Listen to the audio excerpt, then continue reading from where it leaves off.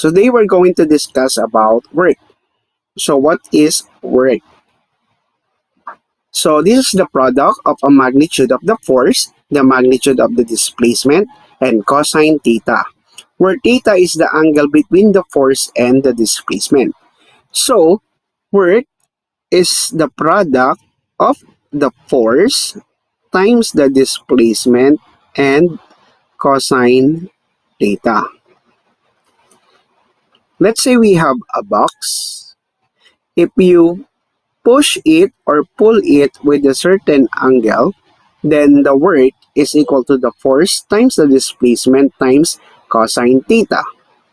Then, if you push the box horizontally, meaning the angle is 0, so cosine 0 will give us 1. Therefore, the work is simply the force times the displacement. So work done by a constant force. Work is the amount of energy transferred by a force acting through a distance. And the French mathematician Gaspard Gustave Coriolis first coined the term work in 1826. Take note that work is a scalar quantity. So when can we say that the work is zero? And that is when the force is perpendicular to the displacement. So example, where the work is zero, if you try to push a wall, so kahit anong gawin natin, pag tinulak natin yung wall, pag hindi nagbago ang displacement, then the work is zero. Because your force is perpendicular to the displacement. So again, trinay mong pinush ang isang wall, but there is no displacement. Kaya may force ka nga, times the displacement is zero, then the work is zero. Next, the work is positive when the force and the displacement are in the same direction. So, sample, you try to push the box. So what? So the box is going to the right. So therefore, the box will go to the right if you push it. So there is a displacement. And the displacement also goes to the right. So in that case, the work is positive. Now, how about if the work is negative? So when the force and the displacement are in the opposite direction. So let's say, for example, we have here an inclined plane and there is a box. You try to push it, but ang nangyari, patuloy siyang bumababa. In that case, the work is negative. So again, pag same direction, positive ang work. So may instances din, pag pinush natin pataas, yung box umakyat din. So in this case, work is positive. Again, to sa baba, tinulak mo siya pataas, pero bumaba yung box, and that is the work is negative. So let's have a sample problem. A man cleaning a floor pulls a vacuum cleaner with a force of magnitude F. So let's write the given. We have force is 50 Newton at an angle of 30 degrees. Calculate the work done by the force on the vacuum cleaner as the vacuum cleaner is displaced 3 meters to the right. So the delta x is 3 meter. So again, by formula, work is equal to the force times the displacement times cosine theta. So the work done is force 50 times the displacement, which is 3, and then cosine of 30 degrees. So what is the work?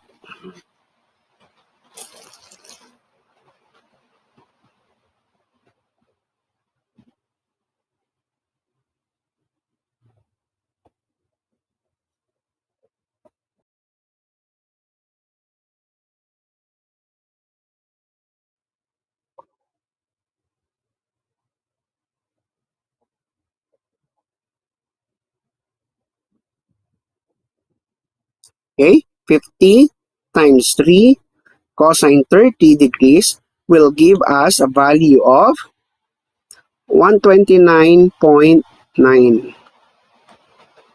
T Newton meter. So take note that the Newton meter is equivalent to Joule. So the unit for our work is Joule.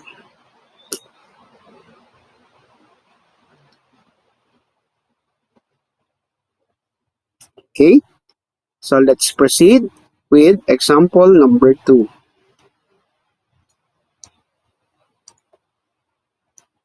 Find the work done in moving an object along a vector displacement with a force. Okay. Now, what is the work done if the given is a vector? So the work is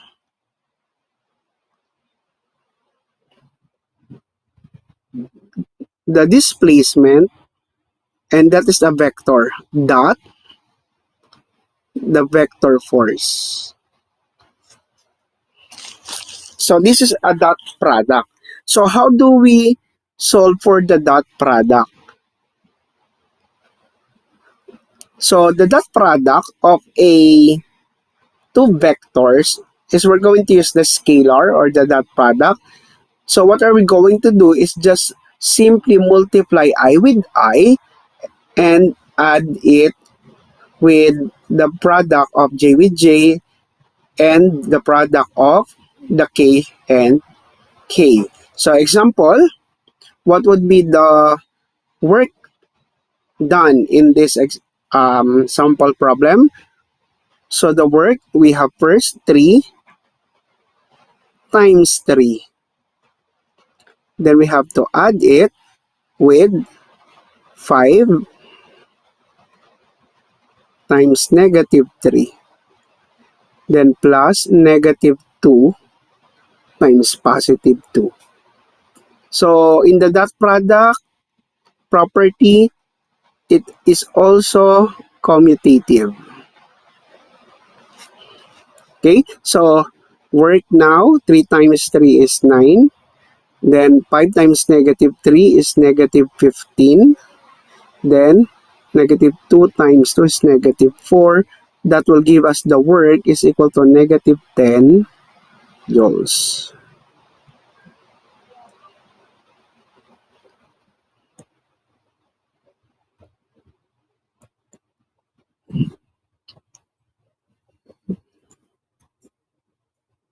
Okay. And next,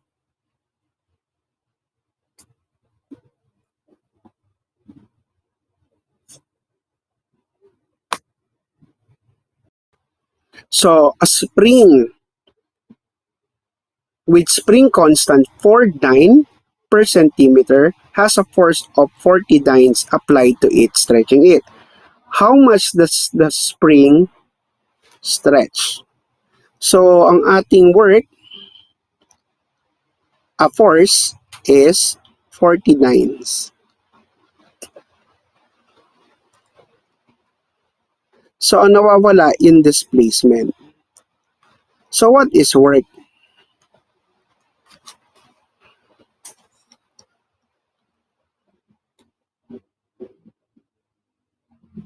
So that would be work.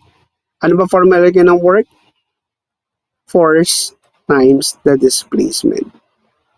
Or force times the displacement. So displacement, delta x, is equal to the work, which is 4 T. Okay, anong unit nito? Dyne. Divided by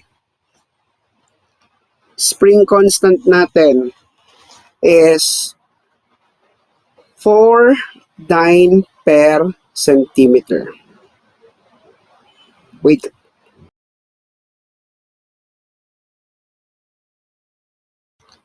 Okay, so instead of using work is equal to the force times the displacement, so the given is the value of the k which is the spring constant. And that is 4 dyne per centimeter. So in that case, the formula for the elasticity is that the force is equal to K times the delta X using the Hooke's law. So solving for delta X, that will give us the force, which is 49 divided by the displacement, which is, the spring constant, which is 4 dyne per centimeter. So the displacement will give us 10 centimeter. So what is 10 centimeter equal to? So that is 0.1. Okay, so the displacement is 0.1 meter. Okay, now if we want to solve for the work, we can get the work. So the work is equal to the force, which is 40 times 0.1. So the work is 40 dynes, 0.4. So 0.4 dyne meter. But we can also convert dyne into Newton to make it a force. So this is the value of the work, 0.4 dyne meter. Or that is 400 dyne centimeter.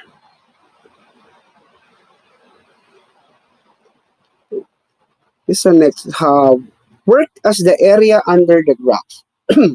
Consider a particle being displaced along the x-axis under the action of a force of magnitude f sub x in the x direction.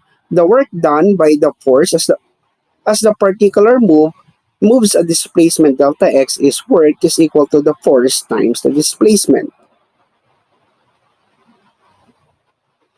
And work as the area under the graph. The total work done for the displacement from x sub I initial position to final position is approximately equal to the sum of the areas of all the rectangles. So you can use this in your, you may encounter this in your calculus too, the application of the integral calculus. The total work can be found by taking the limit as delta x goes to 0. And the most general definition of the net work done on the particle is that the net work, W, is equal to the integral of the summation of the forces times dx from initial position to final position. So that would be the limit. So let's have an example. Force acting on a particle varies with x as shown in the figure. Calculate the work done by the force on the particle as it moves from x is equal to 0 to x is equal to 30. So in this graph, we have two types of forces. One is varying force, then the other one is non-varying. So ano yung ating non-varying? So mahati ito sa dalawa. So hatiin natin dito. So let this be our work 1 and this is our work 2. Okay, so how do we solve for the work 1? So using calculus, the height of this is 100, meaning y is equal to 100. And the lower part is 0. So if we have a strip here, upper is 100, lower is 0. Now work 1 is the integral of y upper, which is the value of y na strip natin sa taas, which is 100. minus the lower part, itong part na to, is 0. Then this is dx. So what is the value or our limit? And this is from, the value of x is from 0 to 20. Okay? So 100 minus 0 is 100. So work 1 is simply equal to 100, then integral of dx. So work 1 equals 100. The integral of dx is x. But from 0 to 20. Therefore, work 1 is equal to 100. Then first value of x, we have to change it with 20 minus 0. So what is now work 1 equal to? So 20 minus 0 is 20 times 100. That will give us 2,000 joules. So that is our work 1. Okay, but again, we have to get the total work. So ang total work natin guys is, the total work is work 1 plus work 2. So we only get the work 1 here. Now, we're going to get the value of work 2. So how do we solve now for work 2? Now for work 2, ayan, we have the upper, but that is a varying, meaning nagbabago yung forces natin. Okay? So what would be the limit from work 2?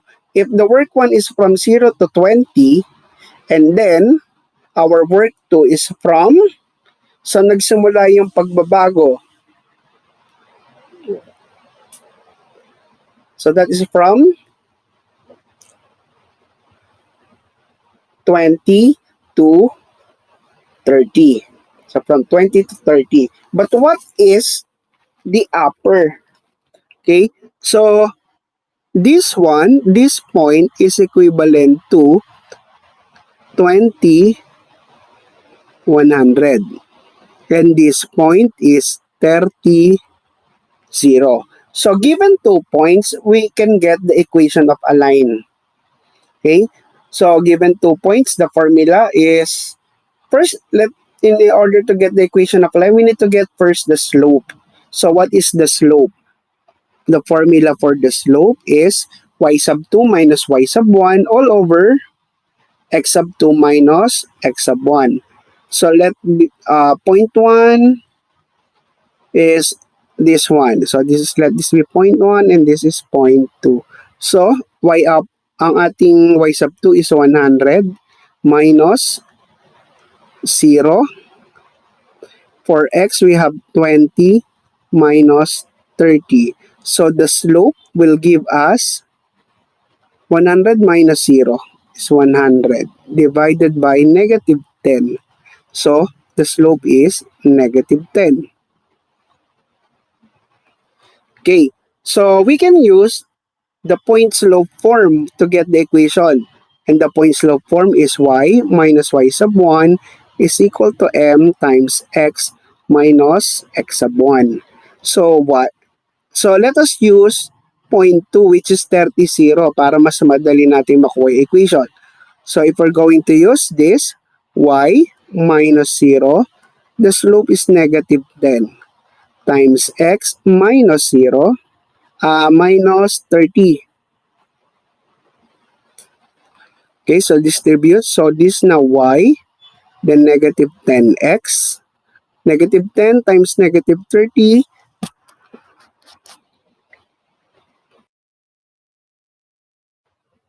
That will give us positive 300.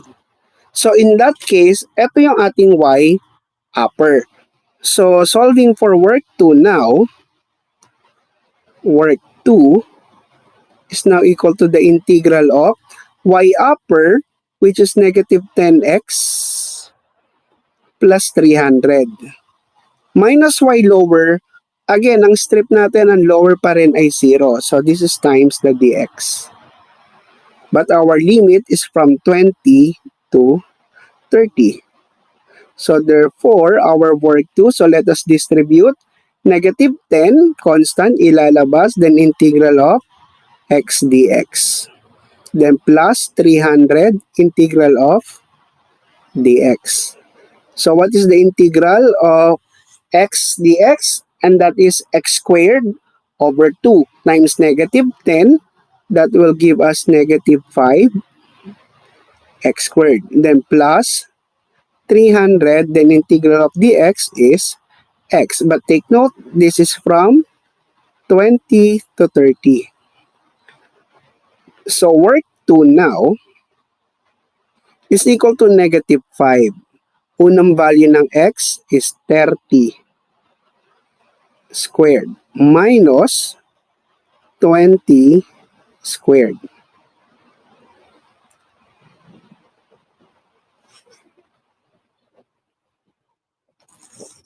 Then, ulit.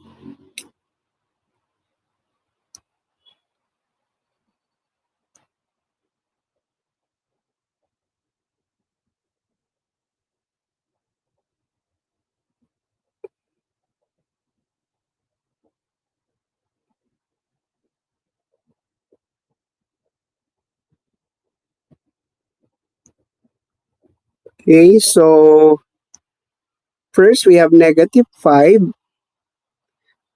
Value of x is 30 squared plus 300 times 30 minus negative 5 times, now the second value of x, so this is now 20 squared plus 300 times 20. So what is now work 2?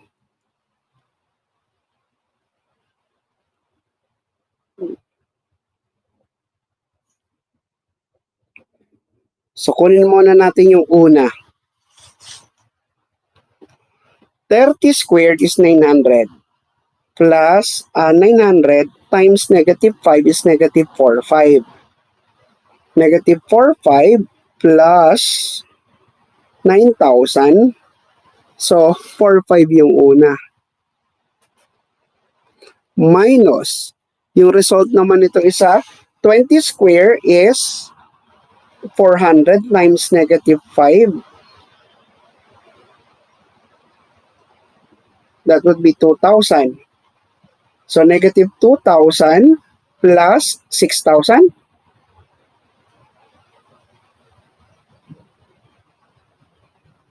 How many?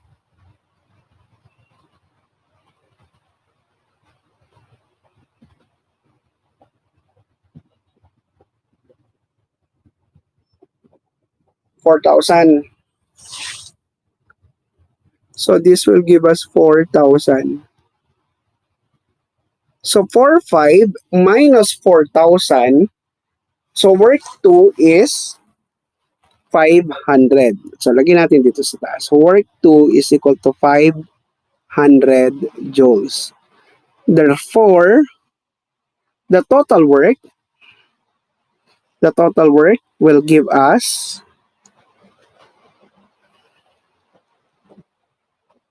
2,500 joules. So adding work 1 and work 2, that will give us 2,500 joules. Okay, so that is one solution in getting the work done given a graph. Okay, so let's have another solution for that. So nabanggit, it was the area under the curve. So area under the curve. So again, pag hinati natin to, mahati siya sa dalawa. Ayan. So, itong ating work 1, itong ating work 2. So, the total work again is work 1 plus work 2. So, what is work 1? So, 2,000 yung sagot natin, di ba? Now, area ang sabi doon kanina, kundi na tayo gagamit ng calculus. So, what figure is work 1?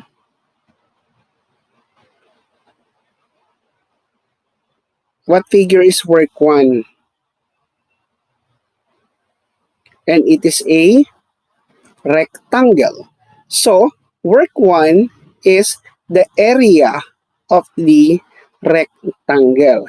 And what is the area of a rectangle? Base times height. Base times height or length times the width. Okay, so base times height.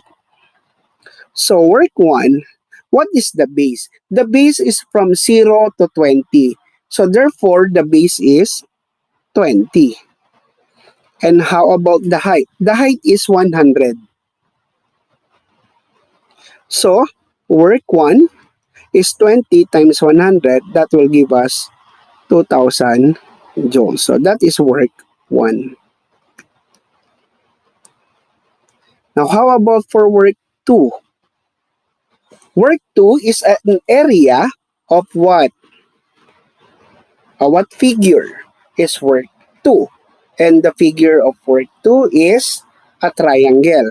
And the area of a right triangle is 1/2 base times height. So work 2 now is equal to 1/2. What is the base? The base is from 20 to 30. So the difference between 20 and 30, of course, that will be 10. Then how high is the right triangle? That is also 100. So 10 divided by 2 is 5, and 5 times 100. So the work 2 will give us 500 joules. Therefore, our work is really 2,000 total work plus 500, and our total work is 2,500 joules. So again, work as area under the graph. So you may use this as a solution.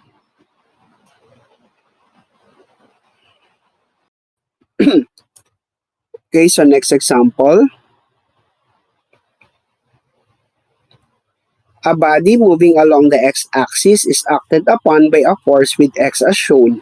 How much work is done by the force as the object moves from x is equal to 1 meter to x is equal to 8 meter. So, as we can see, meron to hanggang 9. Pero ang hinahanap lang natin is work from 1 to 8.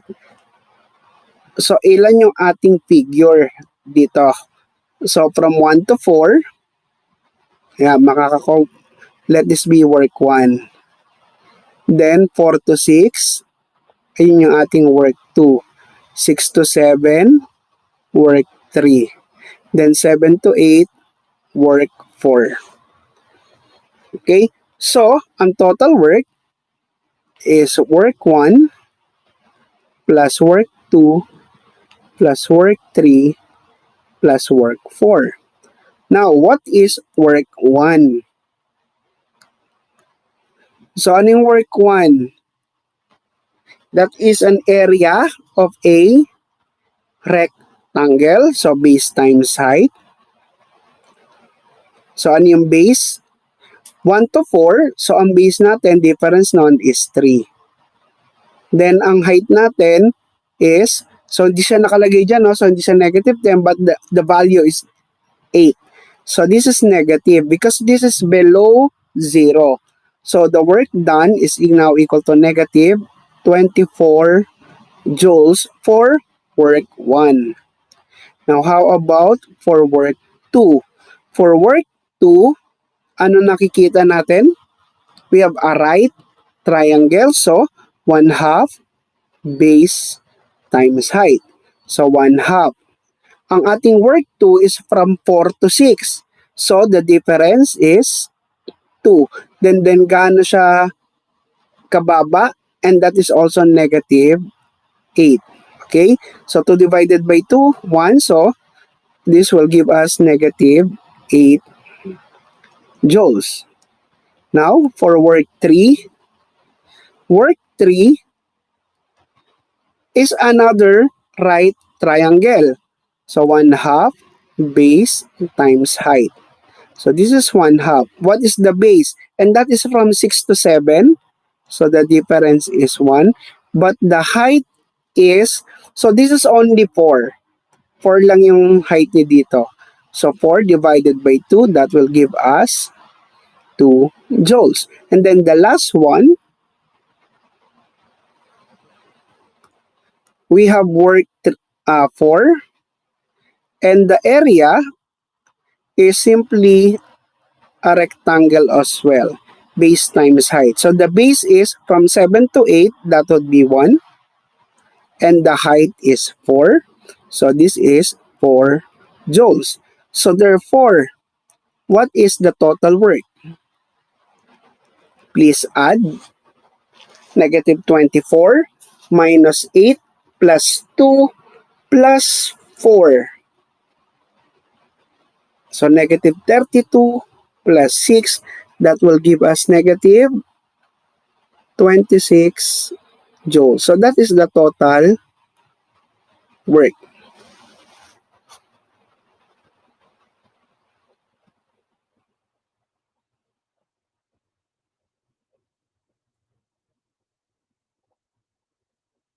Okay?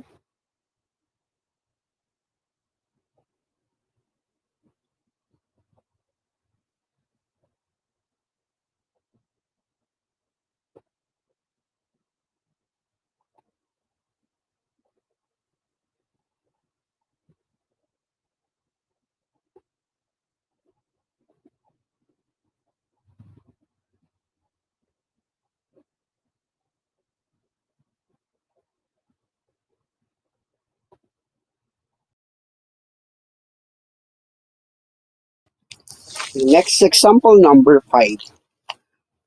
A force acts on a box moving along a straight line. The force varies with position according to f of x is equal to 3x squared plus 2, where f is measured in newtons and x is in meters. How much work is done by the force when the box moves from x is equal to 1 to x is equal to 4 meter? So, again, with definition that the work is equal to the integral of the f of x dx from xi to xf. So in that case, work is equal to integral of 3x squared plus 2 times the dx, and the initial position is 1 and the final position is at 4. So what is the integral? So in order to get the integral, so first one, 3, that's constant, labas natin. Then we have here x squared dx. Then plus 2 integral of dx. So what is the integral of the first one? What's the integral of x squared? And that is, so this is 3 times x cubed over 3. Then plus 2. Then the integral of dx is x. So the work is simply x cubed plus 2x. Then we have to substitute. The lower is from 1. Then the upper limit is 4. So work now is equal to first value of x is 1, is 4. This is being cubed plus 2 times 4 minus next value of x is 1 cubed plus 2 times 1. Okay, what is the work? So work now is equal to 4 cube, 4 times 4, 16 times 4, 64. Plus 2 times 4 is 8. So 64 plus 8. So this is 72. Minus 1 cube is 1. Plus 2 times 1 is 2. So 1 plus 2 is 3. So this is minus 3. So therefore, the work done is 69 joules.